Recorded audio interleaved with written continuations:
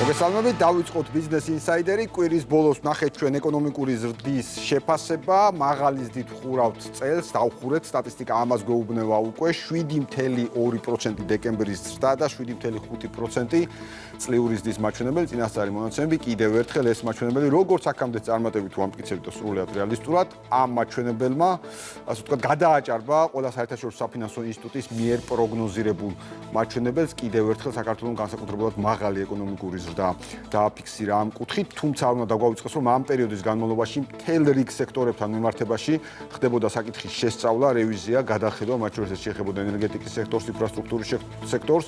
მე აბსოლუტურად დარწმუნებული ვარ, რომ პროექტების ის ნაწილი და ინიციატივების ის ნაწილი, რომელიც გადაიხედა, შეფასდა ახლიდან, მოხდა ძალიან მნიშვნელოვანი თანხების დაზოგვა ბიუჯეტში, სრულიად სხვა ძალით გაგრძელდება მიმდინარე წელს, რაც სალსახად ეკონომიკურ დაზე დამატებით განმასს ჰქონიებს, მათ შორის უნდა დაგვაუწყოს $1 მილიარდი პატიება ენერგეტიკის სექტორში და სრულიად ახალი სადობლობის მიცემა სექტორის ინვესტორებისთვის. ამ შედეგებს ჩვენ ვნახავთ და უმნიშვნელოვანი საკითხი, რომელიც საქართველოს თულ მოქალაქეს ეხება, საკითხი შეეხება ფასებთან დაკავშირებულ ვითარებას, როგორც სასწავლო პროდუქციის, მედიკამენტების, საწვავის ფასებთან დაკავშირებით, უშუალოდ რაც შეეხება სამთავრობო საკოორდინაციო კომისიის ფორმატს დასრულდა ეს ნაწილი, ამ ეტაპის ეს ნაწილი, ასე ვთქვათ, დასრულდა.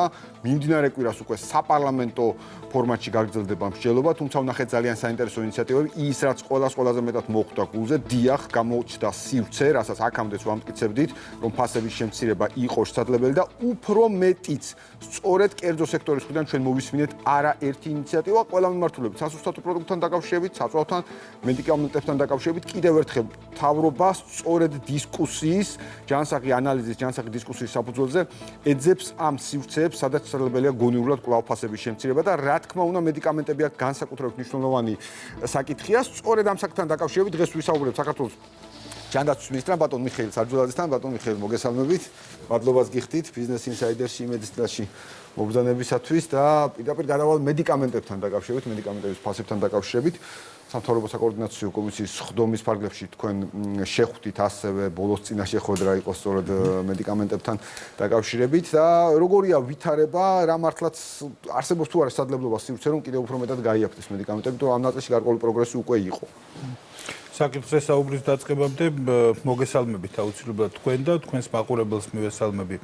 დიდი მადლობა მოწვევისთვის და ამ თემით დაინტერესებისთვის. თემა მართლაც საყურადღებოა და ვფიქრობ, რომ ალბათ ეს არის იმ საკითხებს შორის, რომელიც ყველაზე მეტად შეიძლება აინტერესებდეს და იმავდროულად აწუხებდეს ჩვენი ქვეყნის მოქალაქეებს, მათ შორის ალბათ ერთ-ერთი უპირველესი.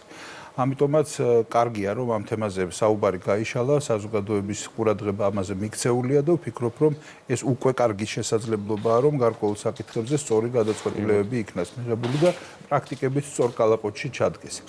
რაც შეეხება შეხვედრას, ეს მართლა ძალიან გამორჩეულად საინტერესო შეხვედრა იყო, გამორჩეულად იმიტომ, რომ არ ვიცი, ყველა მიმართულების წარმომადგენლობა იყო აქ უზრუნველყოფილი, ეს გულისხმობს როგორც წარმოებიდან დაწყებული, დამთავრებული უშუალოდ იმ ხალხით, ვინც ამის რეალიზაციას ახორციელებს და პრაქტიკულად არ ყოფილა მეტნაკლებად წვავე და ისეთი საკითხი, რომელიც შეიძლება გავლენას ახდენდეს ფასების პოლიტიკაზე, რომელიც იქ არ დასახელებულა და რომელი მიმართულებითაც არ იქნა მონახული საშუალება, თუ როგორ შეიძლება რომ ჭარბფასიანობასთან გამკლავება შესაძლებელი გახდეს.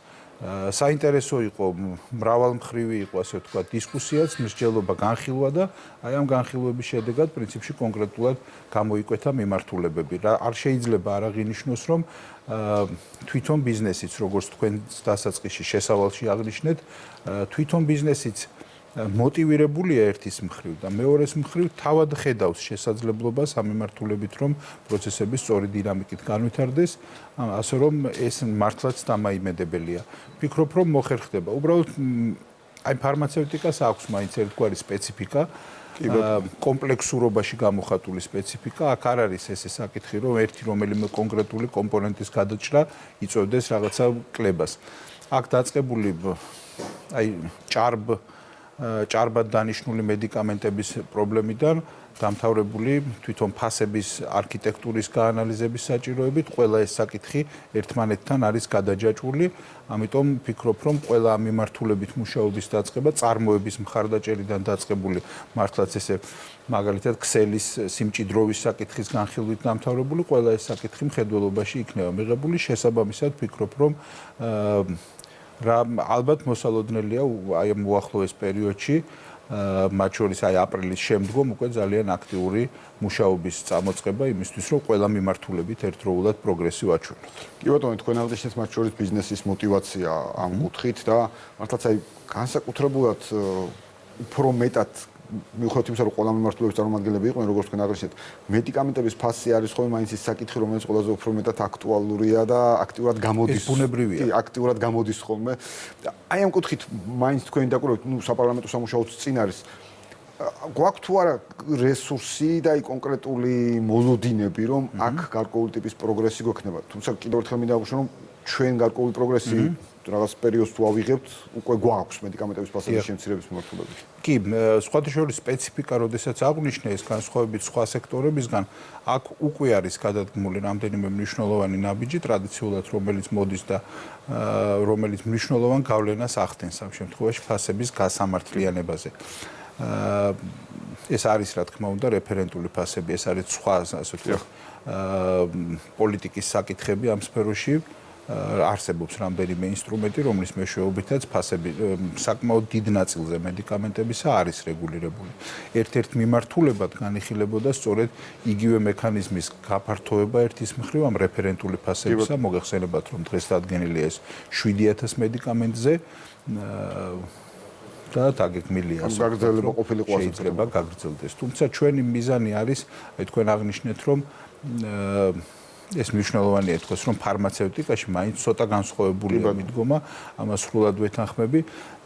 აი ეკონომიკის სტანდარტული პრინციპია, ესე მარტივად რო გამოვხატოთ, რომ რა ფასათაც იყიდება პროდუქტი, ის უნდა იყოს მისი ფასი, მაგრამ ფარმაცევტიკა არ არის ის სფერო, სადაც ეს კანონზომიერება უნდა მოქმედებდეს შეუზღუდავად. ეს არ არის სწორი, რა თქმა უნდა, აქ აუცილებელია, რომ ასე ვთქვათ, პროტექციონისტული დამოკიდებულებაც იყოს. თუნდაც 100 ადამიანიდან 90 ახერხებდეს რაღაცის ყიდვას მაღალ ფასად, ეს არ ნიშნავს იმას, რომ იმ ადამიანს, რომელსაც შეიძლება ნაკლები შესაძლებლობა აქვს ფინანსური, რომ ხელი არ მიუწვდებოდეს მედიკამენტზე.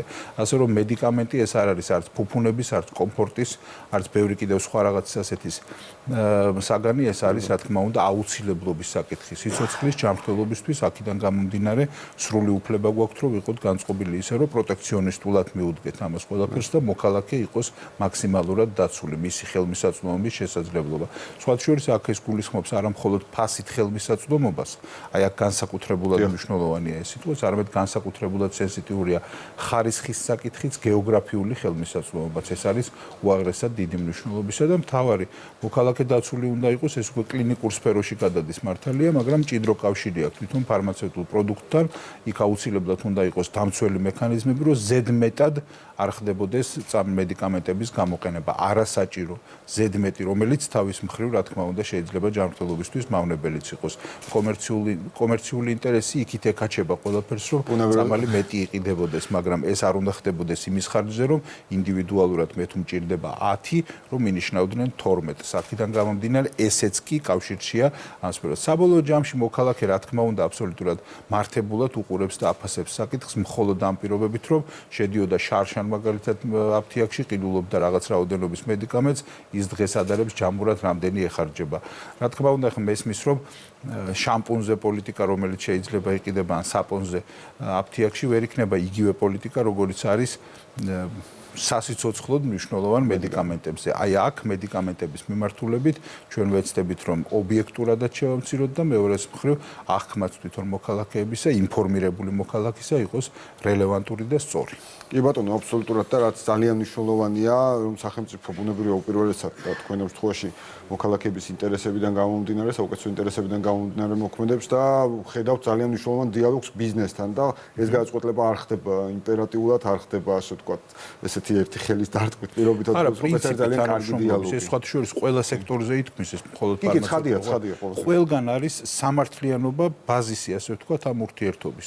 ამას კარგებში ვხედავთ. ამიტომ ყველა ბუნებრივია განწყობილია, ხა სამართლიანობის საწინააღმდეგოდ ვერავის ვერაფერი ექნება. აქედან გამომდინარე რეალურადაც როდესაც ხედავენ, რომ ეს არა სიტყვით, არამედ საქმითაც სამართლიანობაზეა მოთხოვნა, იქ ბუნებრივია არავინ უკან არ დაიხევს ამიმართლებას. კი ბატონო, აუცილებლად მინდა გითხოთ სოციალური პროგრამების ეფექტიანობის ანალიტიკა, რომელიც დანერგილია სამინისტროს მე.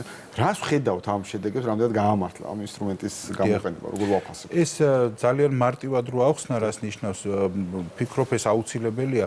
არ შეიძლება ჯანდაცვის და სოციალური უზრუნველყოფის მიმართულებით იყოს პროგრამები, რომელიც იზომება მხოლოდ დანახარჯებით. არ შეიძლება ჩვენ გავზომოთ მაგალითად, არ ვიცი, აი თუნდაც ბავშვებთან დაკავშირებული ან მოხუცებთან დაკავშირებული ესეთი სოციალური მხარდაჭერის პროგრამები, აი ზრუნვის პროგრამები რაც არის, მხოლოდ იმით თუ რამდენი ლარი დაიხარჯა ამ პროგრამაზე. თუმცა ძალიან დიდი შთაბეჭდილების მოხდენა შეუძლია დანახარჯების ზრდას. ეხლა ბავშვის პროგრამა მაგალითად 2012 წელს იყო სულ 18 მილიონი, ახლა არის 120 მილიონზე მეტია. ეს არის რა თქმა უნდა ისეთი ამას ვეღარ გადაფარავს ვერავინ, რაც არ უნდა სპეკულაციური ინტერპრეტაციები შეთავაზონ, ეს ნიშნავს იმას, რომ სახელმწიფოს მართლაც პრიორიტეტიზირებული აქვს ბავშვის ინტერესი. ეხლა რას ნიშნავს ჩვენ გვინდა რომ ყოველი დანახარჯი იყოს მაქსიმალურად ეფექტის მომტანი. უზრუნველყოფდეს იმ მიზნების მიღწევას, რომელიც დასახული აქვს ამ პროგრამას. და ვფიქრობ, რომ ამ კუთხით, აი მაგალითად თუნდაც კმაყოფილებას აღწევდეს, მაგალითად მშობლის, ბავშვის უშუალოდ და ასე შემდეგ ეს პროგრამა ისე იყოს შექმნილი, ისე ფუნქციონირებდეს, რომ ის მაქსიმალურად უზრუნველყოფდეს ერთის მხრივ შედეგებს, მეორეს მხრივ კმაყოფილებას და ასე შემდეგ. ეს ძალიან მნიშვნელოვანია. ეს არის ალბათ მთავარი საზომი იმ პროექტებისა, პროგრამებისა, რომელსაც სახელმწიფო ახორციელებს, საზომი იმიტომ, რომ ეს უზრუნველყოფდეს საბოლოო ჯამში კარგად გამოყენებას, ეფექტიან გამოყენებას. როგორ შეიძლება საკმაოდ რთული პროცესია. ჩვენ ახლა იმპლემენტაციის პროცესში ვიმყოფებით და ეს საკმაოდ რთული პროცესია, მაგრამ ეს არის აუცილებელი პროცესი.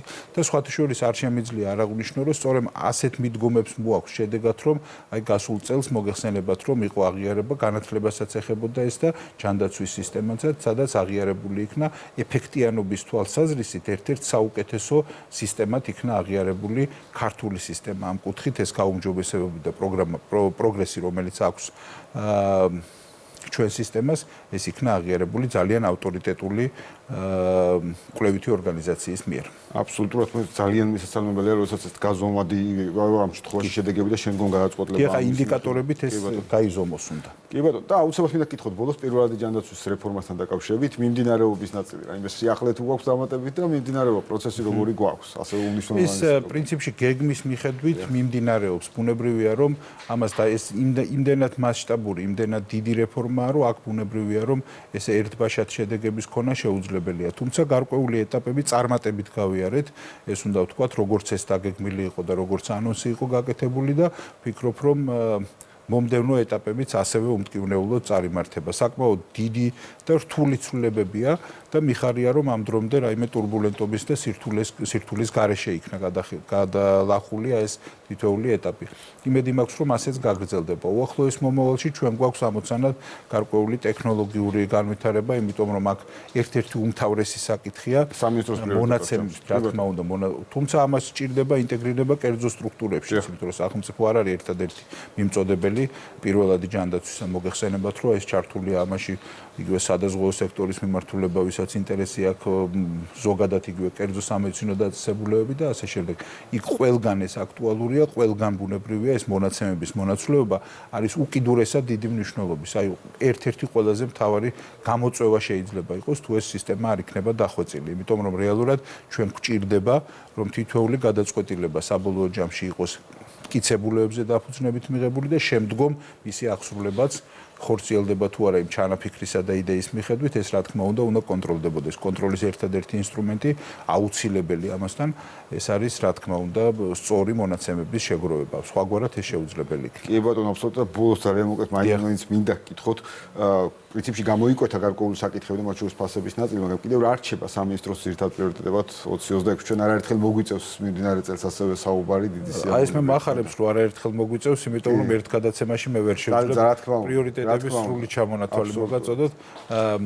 მაგრამ თქვენთან ყოველთვის სასიამოვნოა საუბარი და ხშირი რესპონდენტი ხართ იმ ნაწილში, რომ არასოდეს არ გზარდებით რომ გვესაუბროთ. კი, ეს საქმე, რასაც აკეთებს ჩვენი სამინისტრო და მისი თითოეული თანამშრომელი, კეთდება მოქალაქეებისთვის. ამიტომ ის რომ მოქალაქეებს ამის შესახებ ინფორმაცია უნდა ქონდეს ჩვენი სამინისტროს თანამშრომლების ნამუშევრის შესახებ, ბუნებრივია რომ ეს ჩემი ამოცანაა. პრიორიტეტებს რაც შეეხება, იცით, ალბათ ორიგინალური ვერ ვიქნები აქ თუ ვიტყვი და ესე იგი პირველი ეს არის აი რა ჭირდება კარგ ჯანდაცვას, კარგ სოციალურ უზრუნველყოფას, ამის მიხედვით მოიყრის თავს კონკრეტულად ეს პრიორიტეტებიც.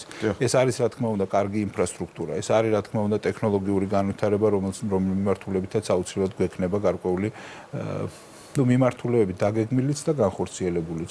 არ შეიძლება ამ თვალსაზრისით არ გამოვყოთ, მაგალითად არ ვიცი იგივე რესპუბლიკური საავადმყოფოს მიმართულებით, რუხის რესპუბლიკური საავადმყოფოს, რამდენიმე რეგიონული საავადმყოფოს მიმართულებით ეს მნიშვნელოვანია. პირველადი ჯანდაცვა აუცილებლად დარჩება, რა თქმა უნდა, პრიორიტეტად, თუმცა აქ განსაკუთრებულად უნდა აღინიშნოს, რომ ჩვენთვის რაც ყველაზე მეტად მნიშვნელოვანია, ეს არის რეგიონების დაფარვა მაქსიმალურად მაღალი და კომფორტული ხარისხის მქონე სერვისებით. ეს არის განსაკუთრებით მნიშვნელოვანი.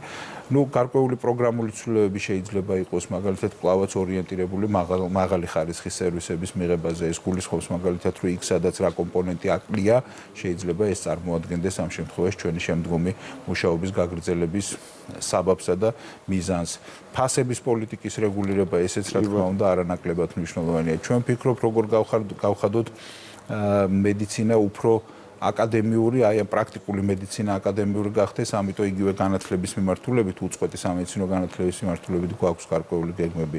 გეგმები უკავშირდება იგივე სამედიცინო შეცდომების მინიმიზაციის სურვილს და ამოცანას. ესეც სამწუხაროდ ისე მოხდა, რომ ბევრი წლის განმავლობაში ვერ დაინერგა ინსტრუმენტები, რომლის მეშვეობითაც დარეგულირდებოდა სამედიცინო შეცდომები. ამის აღრიცხვა ერთის მხრივ და შემდეგ მუშაობა იმაზე, რომ ეს კლებად რეჟიმში იყოს. ამიტომ ყველაფერი ეს ჩვენი ინტერესის საგანი იქნება და ვნახოთ ალბათ შევიცდებით, რომ მომდევნო წლის ამ დროისთვის კონდეს უფრო მნიშვნელოვანი და ხელშესახები რეზულტატები. კი ბატონო და ასევე ჩვენ არაერთხელ კიდევ ერთხელ აღვნიშნავთ, არაერთხელ ვისაუბრებთ თელ რიგ საკითხებთან დაკავშირებით, მათ შორის მინდა აუცილებლად აღვნიშნო თქვენი დიალოგი ეკონომიკური ფორუმის ფორმატში ბიზნესებთან და ამ კუთხითაც გადაცემამდე საუბრობდით, რომ გვექნება წელსაც შესაძლებლობა, რომ ბიზნესთან მუდმივი კომუნიკაცია გქონდეს. ჩვენთვის ძალიან საინტერესო პლატფორმაა კომუნიკაციისთვის ბიზნესთან, საზოგადოებასთან, ასე რომ ჩვენს ინტერესით ველოდებით შევძლებთ ამის შემდგომ გაგრძელებას, ასე ვთქვათ. უღრმესი მადლობა კიდევ ერთხელ სტუმრობისთვის. დღეს ბიზნეს ინსაიდერი ამით დასრულებულია, ჩვენ დავუბრუნდებით პარასკევს.